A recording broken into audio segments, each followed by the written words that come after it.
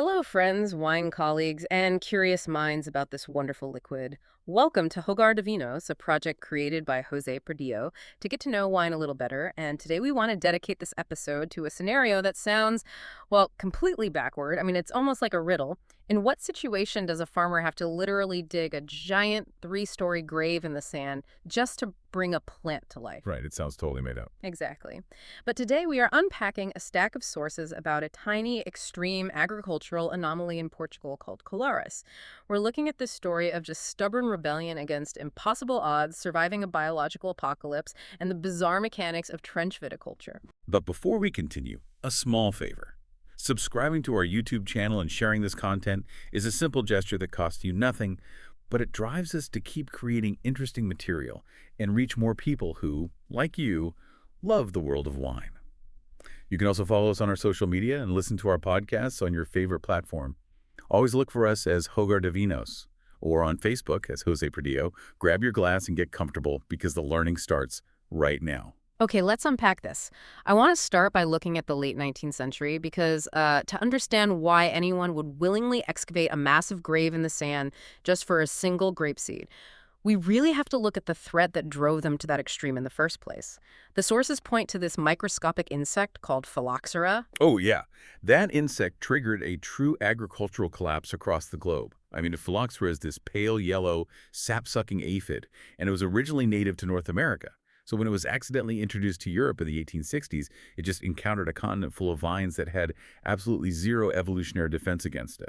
I've seen it described as this unstoppable plague, but, looking at the biological mechanics, it acts much more like a biological blockade. Like, it doesn't just eat the leaves, it attacks the root system directly, right? Exactly. It essentially injects a venom into the roots as it feeds, and that causes the plant to form these swollen, dead tissue masses called galls. Wow, okay. So it's basically choking the plant from underground. Right. It cuts off the plant's supply lines, starving it of water and nutrients from the ground up. The devastation was just absolute. It wiped out centuries of European viticultural history and completely destroyed generational livelihoods. And because it was happening underground, the farmers couldn't even see the damage until the vines just withered and died. It was basically an extinction-level event. Yet somehow, amidst all that destruction, a few isolated pockets managed to survive completely untouched. Yeah, which brings us to the coast of Portugal, specifically this tiny region called Colares, which is cradled right between the Sintra Mountains and the Atlantic Ocean. And geographically speaking, I mean, this doesn't look like a lush, rolling vineyard at all. The sources describe it as a landscape of wild, shifting sand dunes, just relentlessly whipped by salty ocean winds. It looks entirely hostile to agriculture. Oh, totally. But the soil composition is actually the key to their survival. The region is essentially a glorified beach. For millennia, those coastal winds have blown ocean sand inland, covering all the ancient geological layers underneath. Wait, okay, so if the Phylloxera insect travels by building networks of microscopic tunnels from root system to root system, and Colares is basically just a giant dune, sand doesn't hold its shape. Like if you try to dig a hole in dry beach sand, it just caves in. Is it really that simple? The bug just couldn't dig? Mechanically speaking, yes. I mean, the insect relies on the structural cohesion of clay or loam to maintain those subterranean pathways. In the pure, loose sand of Colares, any attempted tunnel just instantly collapses. So it literally buries the aphid. Exactly. The insect physically cannot navigate the terrain to reach the root systems. That total lack of soil cohesion stopped a global apocalypse dead in its tracks. What's fascinating here is how nature's harshest environments sometimes offer the ultimate protection. That is an incredible irony. The very thing that makes the land seem totally barren and useless for standard farming is the exact shield that saved it. And it creates this amazing biological time capsule. Mm-hmm. Because of that sandy shield, Colares is the smallest controlled denomination of origin in continental Europe, dating back to 1908. Right, and the vines growing there, they're basically historical artifacts, aren't they? They really are. The sources refer to them as Methuselah vines. Some of these are well over 100 years old, growing entirely on their own original root systems. The technical term I saw was pi franco, which means free-footed or own-rooted. Everywhere else in Europe, farmers had to resort to grafting their European vine tops onto resistant American rootstocks just to survive the bug. But in Colares, you have pure, ungrafted vines that predate the plague.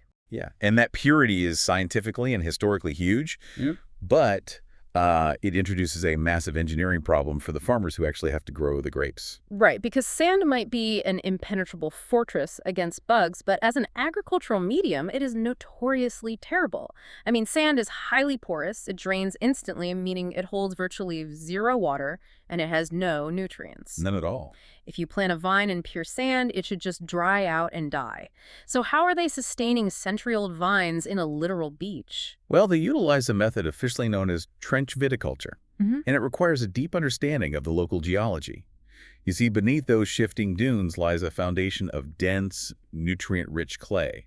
The locals call it the mother clay. Oh, I see. Yeah, so to find life, the roots have to reach that clay. The sand is just an obstacle they have to bypass. But the scale of this bypass is what I just find so difficult to wrap my head around. Like, to plant a single new vine, the farmer has to excavate a trench up to 8 meters deep into the sand just to expose that clay layer. And this mass. For you listening, 8 meters is roughly 26 feet. That's the height of a 3-story building. I have to question the economic viability here. That's a mining operation, not farming. And bringing in heavy machinery would crush the dunes, right? So this is all done by hand. All by hand, right? It doesn't make financial sense in a modern, optimized economy. It is an act of sheer survival and stubborn tradition. I mean, the caloric expenditure and human labor required are staggering. Farmers use these long-handled shovels and wicker baskets just to manually remove tons of sand. The physical danger of standing at the bottom of a 26-foot hole dug entirely in loose sand, that has to be extreme. Oh, it's incredibly dangerous. The angle of repose for dry sand is really shallow. So without modern retaining walls, the risk of a catastrophic collapse burying a worker alive is a constant, terrifying reality. Wow. Yeah, they use woven cane to temporarily shore up the sides, but it's very high-risk labor. Once they finally expose that mother clay, they plant the ungrafted vine, cutting directly into it. But the battle isn't over there, is it? Not at all. As the vine begins to grow over the years, they have to carefully, gradually backfill the trench, allowing the main trunk of the vine to slowly climb toward the surface. So it's a slow, multi-year crawl out of a grave. And when it finally breaks the surface of the sand, it's immediately attacked by those brutal Atlantic winds we talked about. The climatic stress is intense. To mitigate the wind damage, the viticulturalists abandon any concept of traditional trellising. You will not see those pristine vertical rows of vines standing at attention. Right. They train the vines to grow completely horizontally. They basically weave them to crawl along the surface of the sand, hugging the ground to stay out of the prevailing winds. Yeah, and the sources describe propping the developing grape bunches up on little wooden stakes or dry cane just to keep them from touching the hot sand and baking. It's like setting up a defensive perimeter. It really is. It's a localized adaptation to relentless environmental hostility. The vine spends all its energy digging deep into the earth for sustenance while simultaneously ducking for cover above ground. So, after this Herculean effort, risking your life in a sand trench, waiting years for the plant to climb out, and battling ocean gales, what does the resulting wine actually taste like? The biological stress on the plant has to alter the chemistry of the fruit. Let's look at the white grape first, the Malvasia de Colares. Right, so the white Malvasia is endemic to the region, and its flavor profile is a direct reflection of that coastal proximity. It develops highly aromatic citric notes, but the defining characteristic is a distinct, undeniable salinity. So the maritime environment actually permeates the grape. Exactly. It's essentially bottling the sea breeze. Here's where it gets really interesting, though. The red grape, the Ramisco, is where the chemistry gets really intense. The sources describe Ramisco as exclusive, thick-skinned, and highly defensive. Yes, the thickness of the skin is a direct biological response to the environment. Plants produce polyphenols, which include tannins, as a defense mechanism against stressors like harsh UV radiation, high winds, and salt spray. And because it's constantly battered by the Atlantic, Right, it ramps up its polyphenol production, creating an incredibly thick skin packed with aggressive tannins. the sources refer to them as trench tannins. For anyone unfamiliar, tannins are the compounds that give red wine that dry, astringent feeling. When you drink a very young Ramisco, the tannins don't gently coat your palate.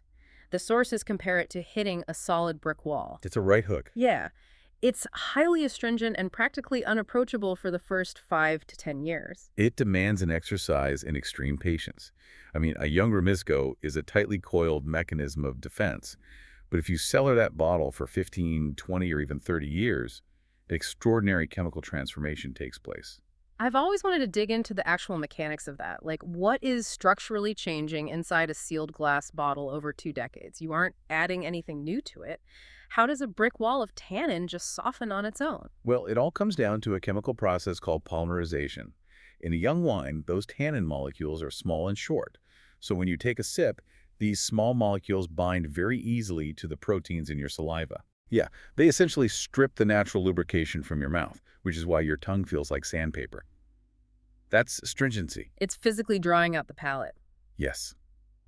But as the wine sits in the bottle over decades, those small tannin molecules slowly bump into each other and bond together.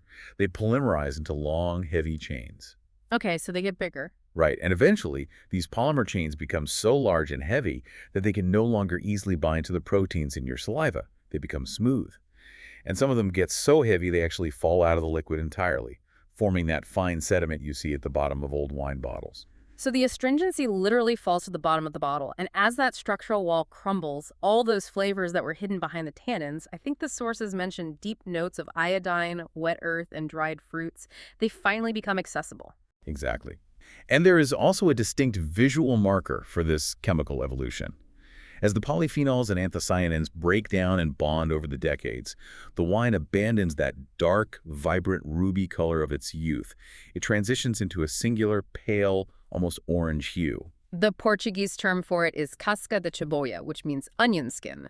When you pour a 20-year-old Ramisco and see that translucent brick orange onion skin color in the glass, you have visual confirmation that the chemical polymerization has run its course. The wait is over. It is a profound metaphor for delayed gratification.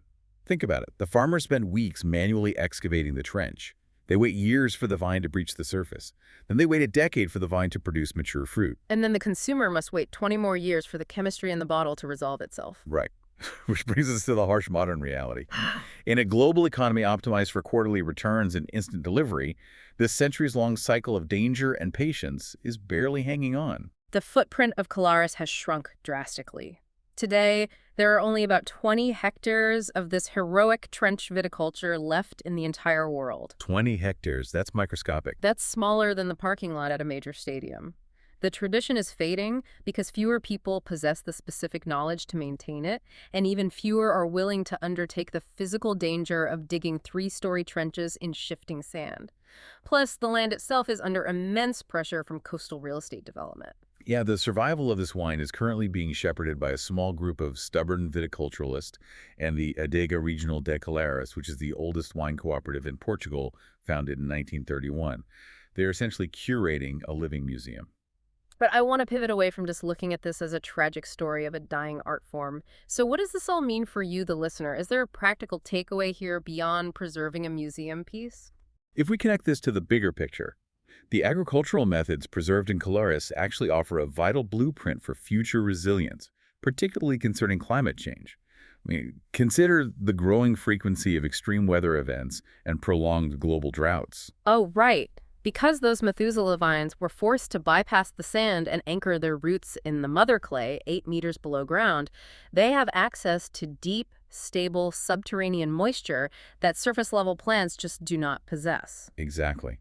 Their architectural struggle for survival centuries ago has made them uniquely equipped to handle the environmental crises of tomorrow. Because their root systems are incredibly deep and insulated from surface temperatures, they show a remarkable resilience to extreme heat and prolonged drought. I want to connect this to the biological concept of hormesis. Hormesis is the phenomenon where a biological system is stimulated and strengthened by a moderate dose of a stressor or toxin, something that would be lethal in a high dose, but in a low dose, it provokes a powerful adaptive response. Oh, like why exercise builds muscle or why a vaccine builds immunity. Exactly. The stress forces the organism to overcompensate, creating a stronger baseline of resilience.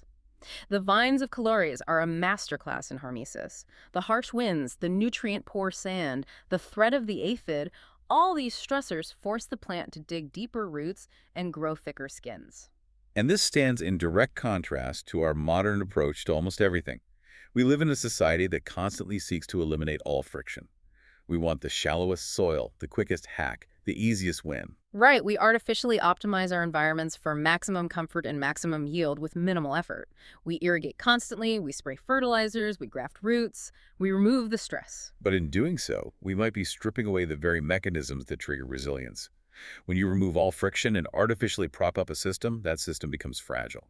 The moment a phylloxera level shock hits, whether that's a global pandemic, an economic downturn, or a personal crisis, the shallow-rooted systems collapse instantly. It really invites a serious reevaluation of how we view struggle. The most inefficient, physically dangerous, and time-consuming method in viticultural history is exactly what saved these specific vines from a global apocalypse. It makes you wonder what inefficient struggles in our own lives, taking the hard way, sitting with discomfort, doing the slow, deep work, might actually be our greatest armor against future volatility. Sometimes, creating something that truly lasts requires you to dig deep into the sand first. I hope this podcast has helped you to understand not just the history of a rare Portuguese wine, but the mechanics of true resilience. Perhaps from now on, you will pay more attention to the hidden value of the struggles and friction in your own processes, recognizing them as the deep roots that will anchor you in the storms to come. If this content has been useful to you, give it a like and share it so that our community keeps growing. Do not forget to follow us on social media, subscribe to our YouTube channel, and listen to our podcasts on your favorite platform. Always look for us as Hogar de Vinos. This is a project carried out by José Pradillo to help us know and understand a little more about this wonderful drink. Because remember, wine is appreciated more if it is known better. See you at the next glass.